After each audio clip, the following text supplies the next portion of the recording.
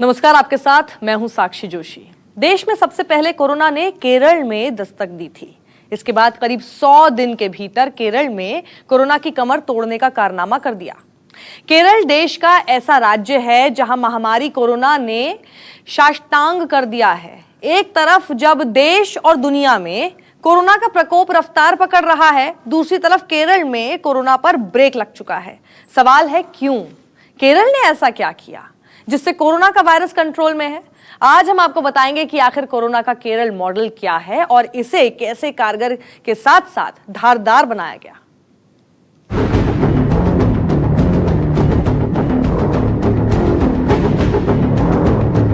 जनवरी के आखिरी हफ्ते में केरल के कुछ छात्र चीन के वुहान से लौटे। ये उस वुहान से छात्रों की वापसी थी जहां कोरोना वायरस यानी कोविड-19 ने कोहराम मचाना शुरू कर दिया था। उन छात्रों के साथ कोरोना वायरस भारत की धरती पर आया। तब तक वुहान से लौटने वाले सभी छात्रों की तबीयत सामान्य थी। एयरपोर्ट पर हुई थर्मल स्क्रीनिंग में सब कुछ सामान्य था, लेकिन अगले 3 दिनों में बाजी बदल गई। भारतीय दूतावास से हमारे पास फोन किया गया कि भारत लौटने के लिए हम लोग नजदीकी स्वास्थ्य अधिकारियों के संपर्क में रहें। 25 जनवरी को लौटते ही मैंने ऐसा ही किया। अधिकारी हमें लगातार फोन कर रहे थे। सब कुछ सामान्य लग रहा था। 27 जनवरी को मुझे गले में खराश महसूस हुई। मैंने फौरन उन्हें बताया। यहीं से तस्वीर बदल गई। स्वास्थ्य विभाग के एम्बुलेंस से छात्रा को अस्पताल में भर्ती करवाया गया।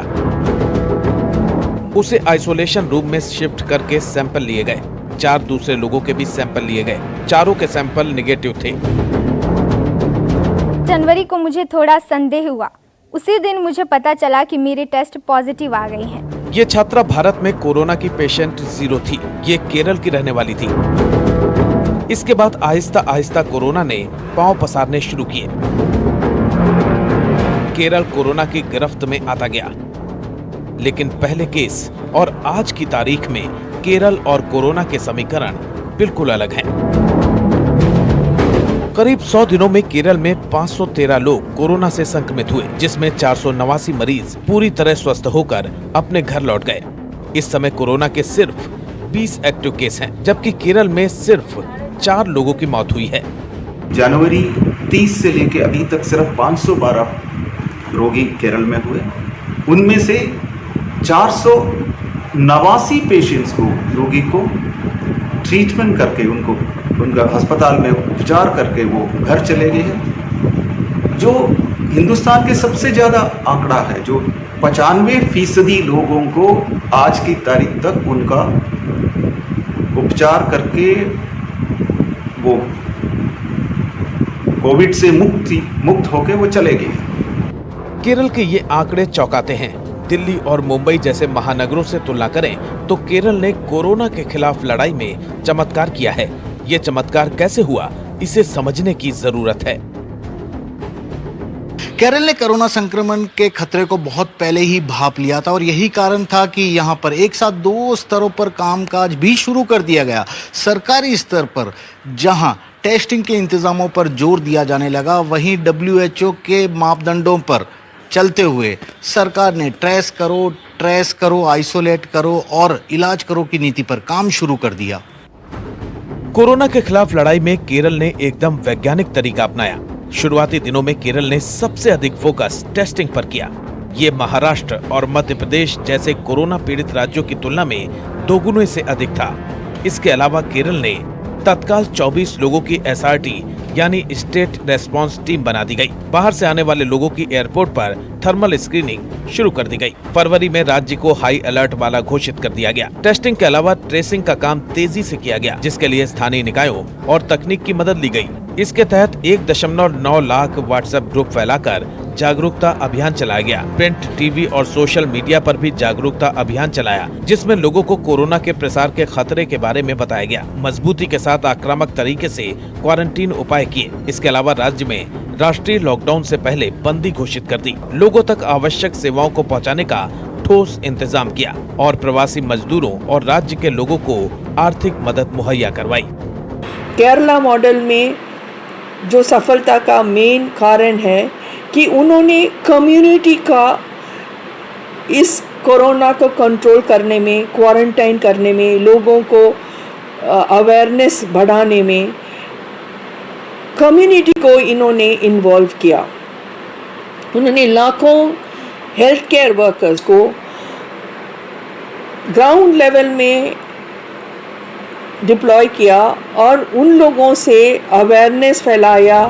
केरल सरकार के मुताबिक वित्त मंत्री टीएम थॉमस इसाक ने भी द इंडियन एक्सप्रेस में लेख लिखा है कि एक बार जब वुहान महामारी की खबर आते ही कंट्रोल रूम स्थापित किया गया, सरकार की तैयारियों के लिए मॉक ड्रिल किया गया और वायरस के पहले झोंके को नियंत्रित कर लिया गया।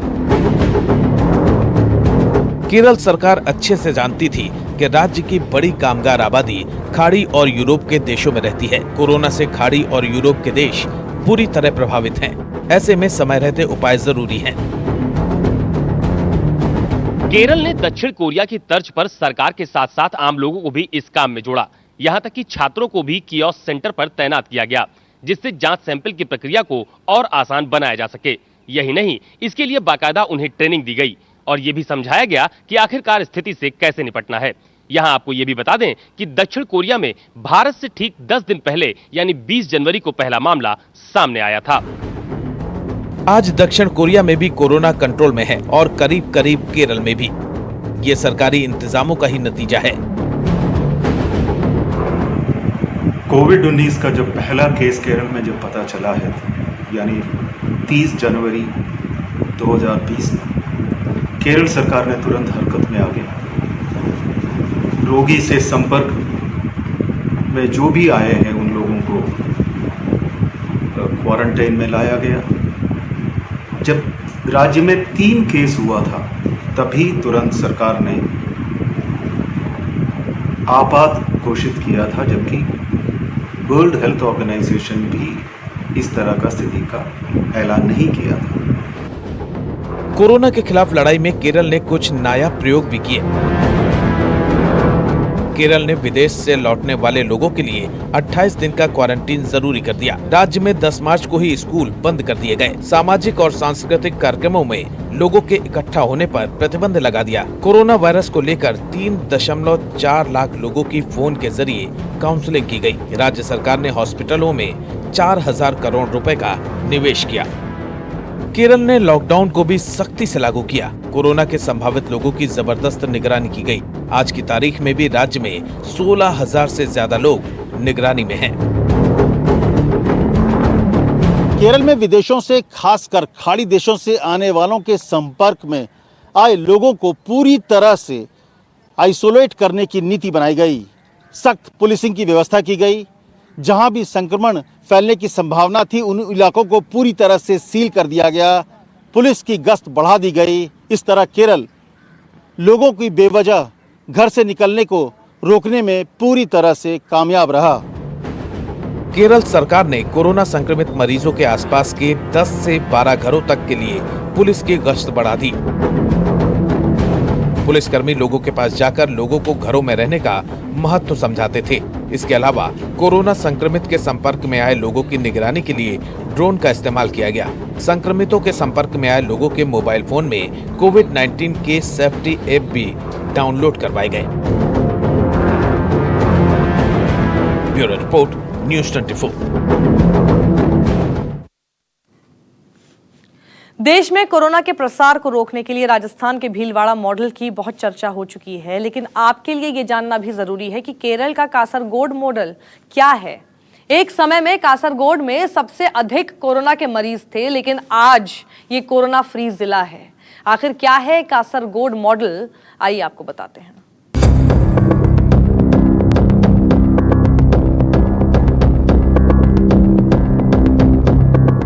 कोरोना महामारी के खिलाफ केरल की कामयाब लड़ाई कोई तिलिस्म नहीं है।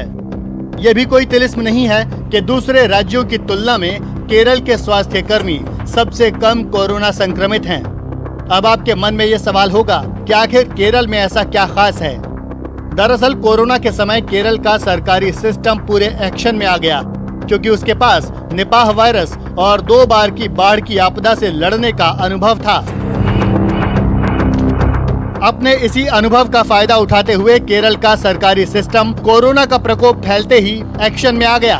शुरुआती दिनों में केरल का कासरगोड सबसे अधिक कोरोना संक्रमित था। कासरगोड में 31 मार्च तक कोरोना वायरस से संक्रमित लोगों की संख्या 106 हो गई थी।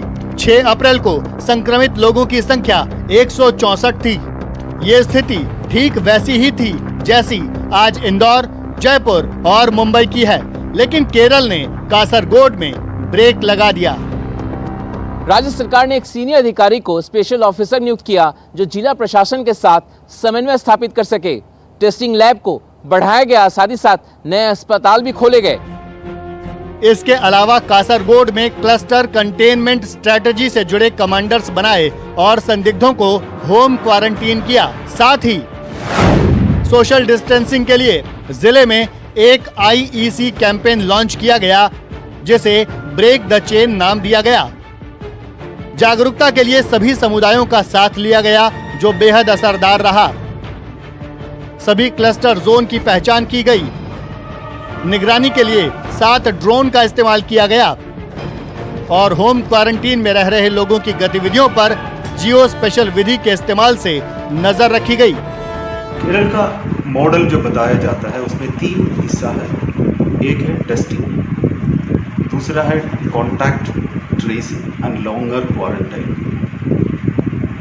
जांच, नज़र रखना और निगरानी रखना, ये तीनों बहुत सख्ती से किया गया है। सरकार ने ये सुनिश्चित किया कि राज्य में होम क्वारंटीन का सही पालन हो रहा है या नहीं। इसके अलावा कई दूसरे इंतजाम भी किए गए। केरल के कासरगोड में 709 बेड वाले अस्पताल में कोविड केयर सेंटर स्थापित किया गया। राज्य के सभी सरकारी और प्राइवेट अस्पताल में कोविड केयर सेंटर बनाया गया। 200 बेड वाले अस्पताल में 4 दिनों के भीतर ही काम शुरू हो गया। कासरगोड में एक चुनौती ये भी थी कि ये सीमाई जिला है जो राजधानी तिरुवनंतपुरम से दूर है, राज्य के बड़े बड़े शहरों से भी दूर है। ऐसे में बड़ी संख्या में लोग कोरोना प्रभावित देशों से अलग अलग एयरपोर्ट पर उतरे। वहां से उन्होंने कासरगोड जिला स्थित अपने अपने घर पहुंचने के लिए अलग अलग साधनों का इस्तेमाल किया। इस दौरान वो किसके किसके संपर्क में आए, इसका पता लगाना बहुत चुनौतीपूर्ण था। इसलिए कासरगोड में आशा और हेल्थ इंस्पेक्टर्स के जरिए घर घर जाकर सर्वे करवाया गया। 100% हाउस होल्ड सर्वे हुआ। केयर फॉर कासरगोड नाम से सामाजिक कल्याण की गतिविधियों पर जोर दिया गया। गरीबों और प्रवासी मजदूरों को मुफ्त भोजन दिया गया। शेल्टर होम और कम्युनिटी किचन के जरिए गरीबों और बेघरों की मदद की गई। प्रवासी मजदूरों, गरीबों और बेघरों की एक दिन छोड़कर दूसरे दिन जांच की गई। पूरे जिले में अनिवार्य वस्तुओं की कमी ना हो, इस पर फोकस किया गया। ब्लैक मार्केटिंग, जमाखोरी और दामों को नियंत्रण में रखा गया। कासरगोड जिले में आबादी का लगभग 15.38% लोग विदेशी हैं। देश में कोविड-19 का तीसरा मरीज चीन से ही लौटा था और बताया जाता है कि वो व्यक्ति कासरगोड जिले का ही रहने वाला है। कासरगोड जिले के ज्यादातर लोग पश्चिम एशियाई देशों में निवास करते हैं। 16 मार्च से जब उनकी वतन वापसी शुरू हुई, उसके बाद अचानक ही कासरगोड जिले में कोरोना संक्रमित मरीजों की संख्या में बड़ा इजाफा हुआ। अब सवाल है कि आखिर केरल को ऐसी कामयाबी क्यों मिली? दरअसल केरल देश के उन राज्यों में है जो सामाजिक और आर्थिक रूप से काफी उन्नत हैं। यहाँ के लोग 100% शिक्षित हैं, बड़ी संख्या में कुशल कामगार मौजूद हैं। अलग सामाजिक आर्थिक स्थिति ने केरल में कोरोना के खिलाफ लड़ाई को कारगर बनाया। ये एक दिन की सफलता नहीं है, ये बहुत साल की सफलता है। जो गवर्नमेंट यहाँ थे वो लिटरेसी के ऊपर बहुत एम्फेसिस दिए। दूसरे इम्पॉर्टेंट फैक्टर है उनकी हेल्थ सिस्टम। केरला की हेल्थ सिस्टम विलेज लेवल से लेके सिटी लेवल तक बहुत ऑर्गेनाइज्ड और एफिशिएंट है। केरल ने कोरोना की रोकथाम के दौरान कुछ नायाब प्रयोग भी किए ताकि लोगों में महामारी के खिलाफ जागरूकता फैले। केरल पुलिस ने हैंड वॉश डांस किया और लोगों को हाथ धोने के लिए जागरूक किया।